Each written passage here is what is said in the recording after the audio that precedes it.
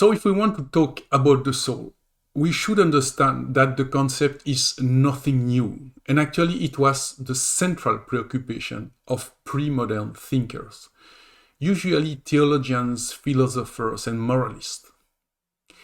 So in this video, we will explore the roots of the concept of the soul in the antiquity, Greek and Judeo-Christian. Bear with me. In the last episode, we have given a modern definition of the soul, stating that is the inner, imaginative, moral, and spiritual side of the psyche. But obviously, this modern idea is built upon the antique idea of the soul that we will explore in this video. The word psychology has been coined by a poet in the 15th century, Marco Marulik, in a book called Psychology on the Nature of the Human Soul. We don't know exactly what was the book about because the book is lost. But what we know, it's certainly a reference to older version of the soul. And we will present in this video 3 different versions that has deeply shaped how we conceive the soul and psychology nowadays.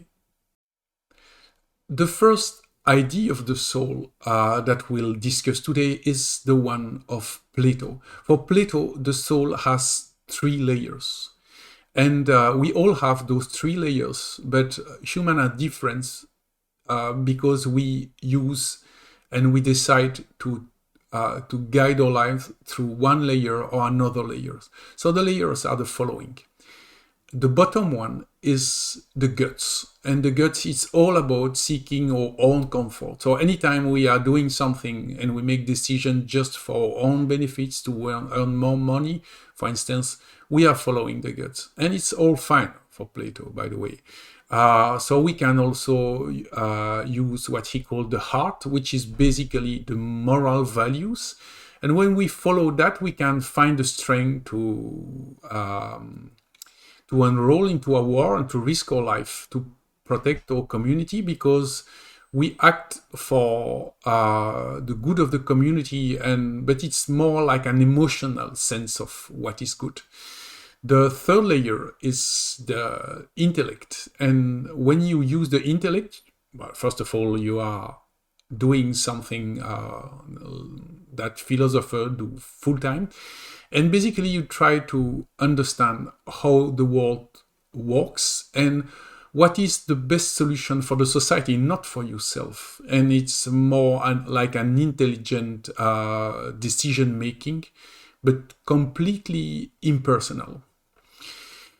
What is very interesting about that vision of the soul is that it's open the gate to inner conflict, because if we have 3 layers, you can imagine all the inner struggle that may happen. And so we can find that idea in what Sigmund Freud is describing about the id, the ego, and the superego. You can find that in the 3 main stages of Lawrence Kohlberg of moral development. You can even find that in the description that MacLean gave of the brain with the reptilian, the limbic, and the neocortex type of reaction. So that idea is very important in psychology, that the soul may be triple, even if psychology do not use the word soul.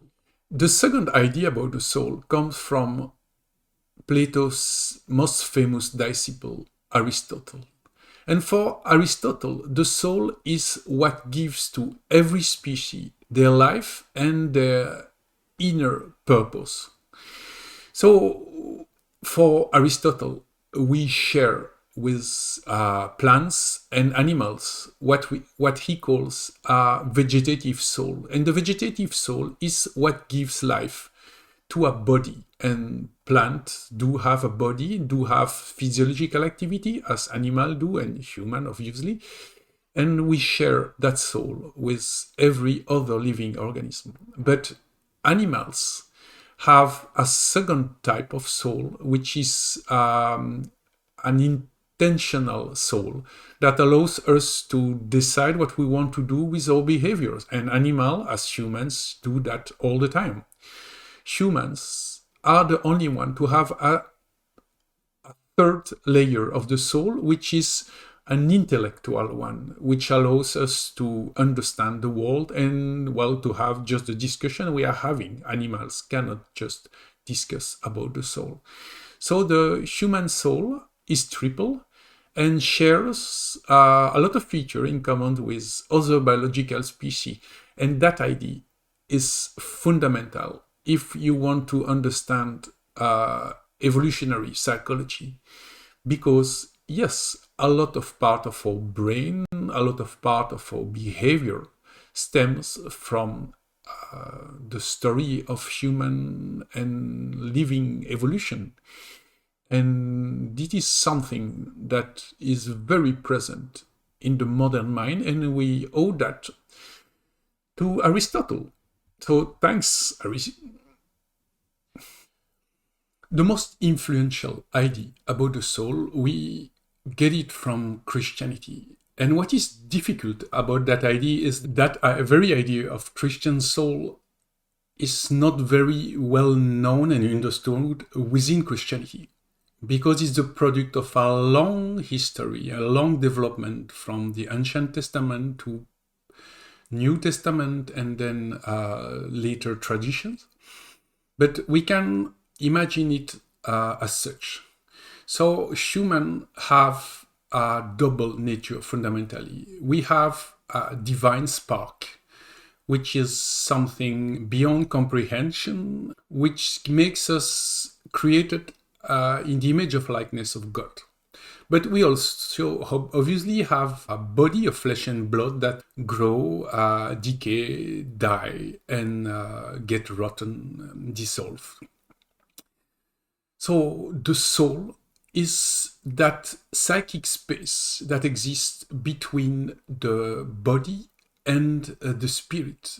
So there is nothing to do about the spirit because it's perfect. Well, about the body, obviously, you have to keep it alive till you die of a natural death. But the main problem is that space in between that is called the soul.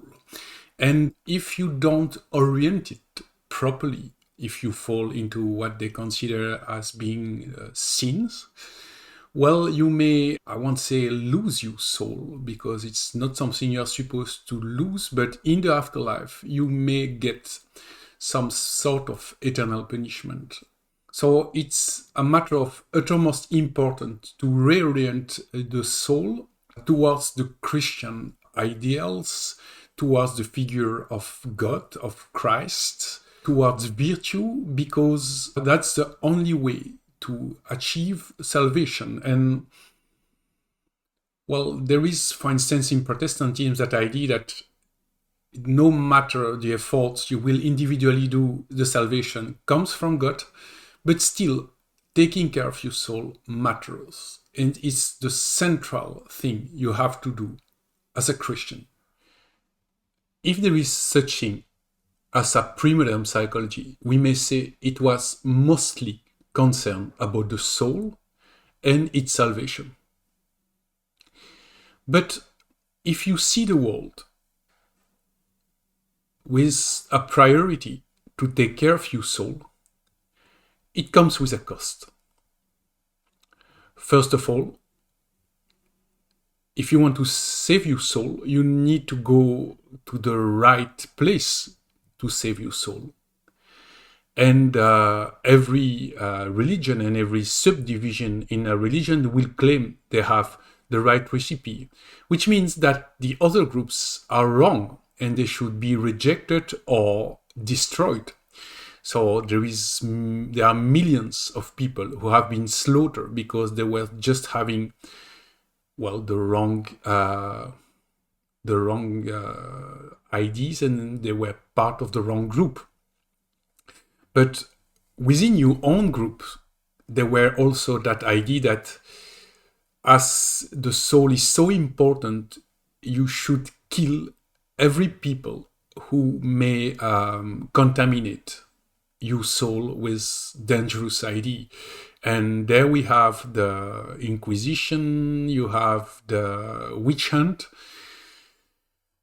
and all sorts of violent behavior. Another aspect that Karl Marx have clearly identified is that if the only thing that really matters is the afterlife, that means that you will not try to make your existence better.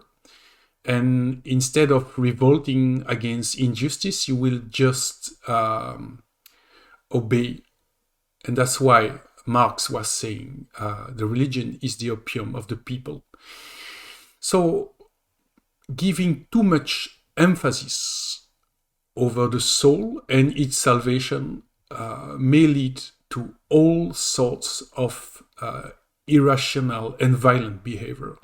It is certainly not something we want to see to come again, because modernity has brought a lot of rationality, common sense, human rights, and so as we want to see what we moderns can do with that concept of the soul, we will have to build upon those ancient idea of the soul, which is part of our tradition, but we will certainly not copy-paste the pre-modern idea of the soul. We have to reinvent the soul.